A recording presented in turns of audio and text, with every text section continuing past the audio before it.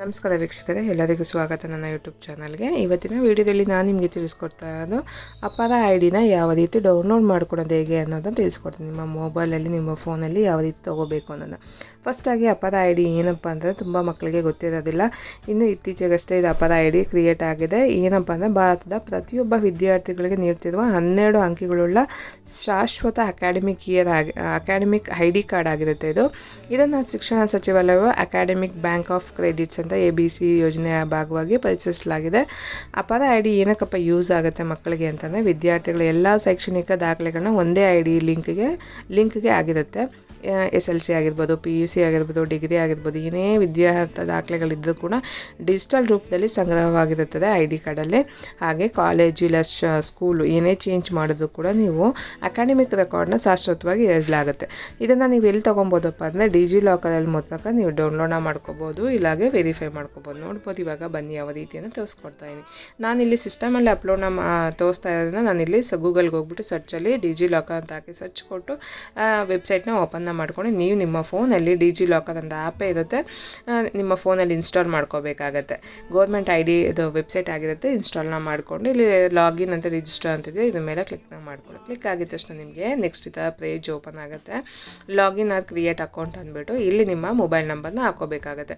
ಅಂದರೆ ನಿಮ್ಮ ಮೊಬೈಲ್ ನಂಬರಿಂದ ಕೂಡ ನೀವು ಲಾಗಿನ್ ಆಗ್ಬೋದು. ನಿಮ್ಗೆ ಬೇಡ, ನಮ್ಮ ಮೊಬೈಲ್ ನಂಬರಿಂದ ಬೇಡ ಅಂದರೆ ಇಲ್ಲಿ ಕೆಳಗಡೆ ಲಾಸ್ಟಲ್ಲಿ ಇಲ್ಲಿ ಯೂಸಿಂಗ್ ಆಧಾರ್ ಅಂತ ತೋರಿಸ್ತದೆ. ಅದ್ರ ಮೇಲೆ ಕ್ಲಿಕ್ನ ಮಾಡಿಕೊಂಡ್ರೆ ನಿಮಗೆ ಇಲ್ಲಿ ಆಪ್ಷನ್ ಚೇಂಜ್ ಆಗುತ್ತೆ. ಮೊಬೈಲ್ ಹೋಗಿ ಆಧಾರ್ ಕಾರ್ಡನ್ನು ತೋರಿಸುತ್ತೆ. ನಿಮ್ಮ ಆಧಾರ್ ಕಾರ್ಡ್ ಸ್ಟೂಡೆಂಟ್ ಇದೆ, ಆಧಾರ್ ಕಾರ್ಡ್ನ ನಂಬರ್ನ ಹಾಕ್ಕೋಬೇಕಾಗುತ್ತೆ. ಇಲ್ಲಿ ಸ್ಟೂಡೆಂಟ್ ಆಧಾರ್ ಕಾರ್ಡ್ ನಂಬರ್ನ ಎಂಟರ್ನ ಮಾಡಿ ಕಂಟಿನ್ಯೂ ಅಂತ ಆಪ್ಷನ್ ನೋಡ್ತಾ ಇಲ್ಲ, ಕಂಟಿನ್ಯೂ ಮೇಲೆ ಕ್ಲಿಕ್ನ ಮಾಡಿ. ಕ್ಲಿಕ್ ಆಗಿದ ತಕ್ಷಣ ನೆಕ್ಸ್ಟ್ ನಿಮಗೆ ಇಲ್ಲಿ ಪಿನ್ನ ಆಲ್ರೆಡಿ ಕ್ರಿಯೇಟ್ ಆಗಿರೋದ್ರಿಂದ ಇಲ್ಲಿ ಪಿನ್ನ ಕೇಳ್ತಾ ಇದೆ. ಪಿನ್ ಗೊತ್ತಿಲ್ಲದೆ ಇರೋದನ್ನ ಫರ್ಗೆಟ್ ಸೆಕ್ಯೂರಿಟಿ ಪಿನ್ ಅಂತಿದೆ, ಅದ್ರ ಮೇಲೆ ಕ್ಲಿಕ್ನ ಮಾಡ್ಕೊತಾ. ಕ್ಲಿಕ್ ಆಗಿದ ತಕ್ಷಣ ನಿಮಗೆ ಇಲ್ಲಿ ಡೇಟ್ ಆಫ್ ಬರ್ತ್ನ ಕೇಳ್ತಾ ಇದೆ. ಡೇಟ್ ಆಫ್ ಬರ್ತ್ ಏನು ನೀವು ನಿಮ್ಮ ಆಧಾರ್ ಕಾರ್ಡಲ್ಲಿ ಇರುತ್ತಲ್ಲ ಡೇಟ್ ಆಫ್ ಬರ್ತ್, ಆ ಡೇಟ್ ಆಫ್ ಬರ್ತ್ನ ಇಲ್ಲಿ ಮೆನ್ಷನ್ನ ಮಾಡಬೇಕು. ಮೆನ್ಷನ್ ಆದಮೇಲೆ ವೆರಿಫೈ ಅಂತ ಆಪ್ಷನ್ ನೋಡ್ತಾ ಇಲ್ಲ, ವೆರಿಫೈ ಮೇಲೆ ಕ್ಲಿಕ್ನ ಮಾಡ್ಕೋಬೇಕಾಗುತ್ತೆ. ಕ್ಲಿಕ್ ಆಗಿದ ತಕ್ಷಣ ನೋಡ್ತಾ ಇದೆಲ್ಲ ಇಲ್ಲಿ ವೆರಿಫೈ ಆಧಾರ್ OTP ಅಂತ ತೋರಿಸ್ತಾ ಇದೆ. ನಿಮಗೆ ಆಧಾರ್ ಕಾರ್ಡ್ ಲಿಂಕ್ ಆಗಿರೋಂಥ ಮೊಬೈಲ್ ನಂಬರ್ಗೆ ಒಂದು OTP ಹೋಗಿರುತ್ತೆ. ಬಂದಂಥ OTPನ ಆ ಬಾಕ್ಸಲ್ಲಿ ಹಾಕೊಂಡಾದ್ಮೇಲೆ ವೆರಿಫೈ ಅಂತ ಇದ್ದಿಲ್ಲ, ವೆರಿಫೈ ಮೇಲೆ ಮತ್ತೆ ಕ್ಲಿಕ್ನ ಮಾಡ್ಕೋಬೇಕಾಗುತ್ತೆ. ಕ್ಲಿಕ್ ಆಗಿದ ತಕ್ಷಣ ನೋಡ್ತಾ ಇರ್ಬೋದು ಸೆಟ್ ಯುವರ್ ಪಿನ್ ಅಂತ ತೋರಿಸ್ತಾ ಇದೆ. ಪಿನ್ ಯಾವ ರೀತಿ ಸೆಟ್ ಮಾಡಬಾರ್ದು ಅನ್ನೋದನ್ನ ಅಲ್ಲಿ ಆಪ್ಷನ್ ತೋರಿಸಲಾಗಿದೆ. ಆ ರೀತಿ ಸೆಟ್ ಮಾಡ್ಕೋಬಾರ್ದು. ಕರೆಕ್ಟಾಗಿ ಸೆಟ್ನ ಮಾಡಿಕೊಂಡು ಇಲ್ಲಿ ಕಂಪ್ಲೀಟ್ ಅಂತ ಇದ್ದಿಲ್ಲ, ಕಂಪ್ಲೀಟ್ ಮೇಲೆ ಕ್ಲಿಕ್ನ ಮಾಡಿ. ಕ್ಲಿಕ್ ಆಗಿದ ತಕ್ಷಣ ನೋಡ್ಬೋದು ಸಕ್ಸಸ್ಫುಲ್ ಆಗಿದೆ. Congratulation, your pin has been changed successfully ಅಂತ ತೋರಿಸ್ತಾರೆ. ನಿಮ್ಮ ಪಿನ್ ಚೇಂಜ್ ಆಯಿತು. ನೀವೇನು ಹೊಸದಾಗಿ ಇಟ್ಕೊಂಡಿದ್ರೆ ಅದನ್ನು ನೋಟ್ ಮಾಡಿ ಇಟ್ಕೊಳ್ಳಿ, ಅದೇ ಪಾಸ್ವರ್ಡ್ ಆಗಿದೆ ನಿಮಗೆ. ಅದಾದಮೇಲೆ ನೋಡ್ಬೋದು ಲಾಗಿನ್ ಕೂಡ ಆಗಿದೆ. ಹಾಗೆ ಇಲ್ಲಿ ನಿಮ್ಮ ಫೋಟೋ ಕೂಡ ರೈಟ್ ಸೈಡ್ ಮೇಲ್ಗಡೆ ತೋರಿಸ್ತಾ ಇದೆ. ಆಧಾರ್ ಕಾರ್ಡಲ್ಲಿದ್ದಂಥ ಫೋಟೋ, ಆಧಾರ್ ಕಾರ್ಡ್ ಪೀಚಾಗಿ ಒಂದು ಆಧಾರ್ ಕಾರ್ಡ್ ಇಲ್ಲಿ ತೋರಿಸ್ತಾ ಇದೆ. ಆಧಾರ್ ಕಾರ್ಡಿಂದ ಲಾಗಿನ್ ಆಗಿದೆ ಅಂದರೆ ಆಧಾರ್ ಕಾರ್ಡ್ ಇಲ್ಲಿ ತೋರಿಸ್ತಾ ಇದೆ. ಇವಾಗ ಇಲ್ಲಿ ಸರ್ಚ್ ಡಾಕ್ಯುಮೆಂಟ್ ಅಂತ ಇದೆ. ಸರ್ಚ್ ಡಾಕ್ಯುಮೆಂಟಲ್ಲಿ ಕ್ಲಿಕ್ನ ಮಾಡಿಕೊಂಡು ಸರ್ಚ್ ಮೇಲೆ ಹೋಗಬೇಕಾಗತ್ತೆ.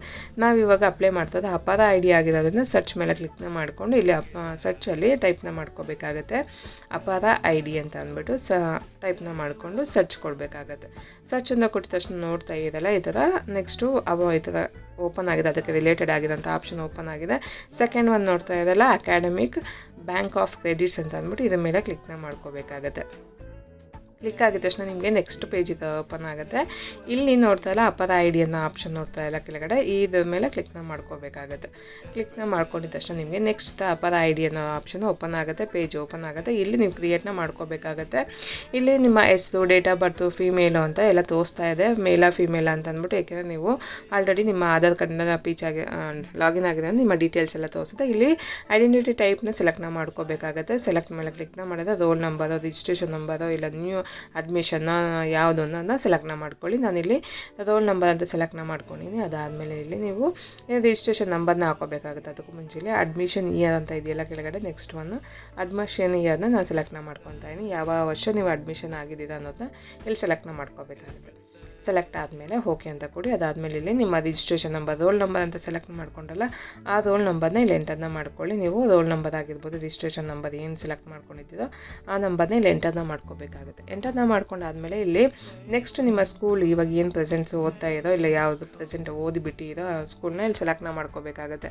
ಇಲ್ಲಿ ನೋಡ್ಬೋದು IMA ಸ್ಟೂಡೆಂಟ್ ಅಂತ ಕೇಳ್ತಾ ಇದೆ. ಇಲ್ಲಿ ಅಷ್ಟು ನಿಮ್ಮ ನಿಯರೆಸ್ಟ್ ಇರೋಂಥ ನಿಮ್ಮ ಇದ್ದಲ್ಲಿರೋಂಥ ಏರಿಯಾದಲ್ಲಿರೋಂಥ ಡೀಟೇಲ್ ಫುಲ್ಲು ಸ್ಕೂಲ್ ನೇಮ್ ಆಗಿರ್ಬೋದು, ನಿಮ್ಮ ಬೋರ್ಡ್ ಆಗಿರ್ಬೋದು, ಇಲ್ಲಿ ತೋರಿಸುತ್ತೆ ಯಾವ ಬೋರ್ಡು ಅಂತ ಅಂದ್ಬಿಟ್ಟು ಸೆಲೆಕ್ಟ್ನ ಮಾಡ್ಕೋಬೇಕಾಗುತ್ತೆ. ಕರೆಕ್ಟಾಗಿರೋಂಥ ಬೋರ್ಡ್ನ ಸೆಲೆಕ್ಟ್ನ ಮಾಡ್ಕೋಬೇಕು. ಸ್ಕೂಲ್ ಆಗಿರ್ಬೋದು, ಬೋರ್ಡ್ ಆಗಿರ್ಬೋದು ಸೆಲೆಕ್ಟ್ನ ಮಾಡ್ಕೋಬೇಕು. ಇಷ್ಟರಲ್ಲೇ ಲಿಸ್ಟಲ್ಲೇ ಸೆಲೆಕ್ಟ್ನ ಮಾಡ್ಕೊಂಡು ಓಕೆ ಅಂತ ಆಪ್ಷನ್ ಮೇಲೆ ಕ್ಲಿಕ್ನ ಮಾಡ್ಕೋಬೇಕಾಗತ್ತೆ.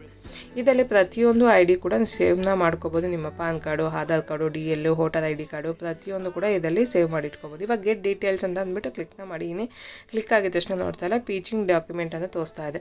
ಇವಾಗ ನೋಡ್ಬೋದು ಟೀಚಿಂಗ್ ಕಂಪ್ಲೀಟ್ ಆಗಿದೆ, ಟೀಚಿಂಗ್ ಕಂಪ್ಲೀಟೆಡ್ ಅಂತ ತೋರಿಸ್ತಾ ಇದೆ. ಗೋ ಟು ಇಶ್ಯೂ ಡಾಕ್ಯುಮೆಂಟ್ ಅಂತ ಇದೆ. ಇದ್ರ ಮೇಲೆ ಕ್ಲಿಕ್ನ ಮಾಡ್ಕೊಳ್ಳಿ. ಕ್ಲಿಕ್ ಆಗಿದ ತಕ್ಷಣ ಇದು ಆಪ್ಷನ್ ತೋರಿಸ್ತಾ ಇದೆ, ನೋಡ್ತಾ ಇರ್ಬೋದು. ಫಸ್ಟ್ ಒಂದೇ ಆಧಾರ್ ಕಾರ್ಡ್ ಒಂದೇ ಇತ್ತು, ಇವಾಗ 2 ಆಪ್ಷನ್ ತೋರಿಸ್ತಾ ಇದೆ.